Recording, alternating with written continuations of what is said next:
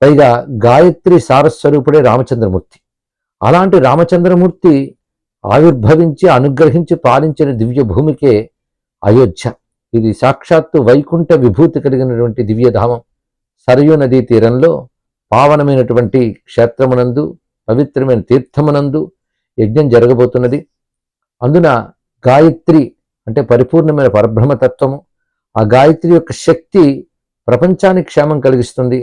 అందున భారతదేశంలో అత్యంత ప్రధానంగా సనాతన ధర్మం రాజ్యమేలేటట్టు, కరువు కాటకాలు లేకుండా అందరూ క్షేమంగా ఆనందంగా ఆరోగ్యంగా ఉండేటట్లుగా జరుగుతున్న యాగం అనేక గ్రహదోషాలను తొలగించగలదు, అరిష్టాన్ని కూడా నివారించగలదు.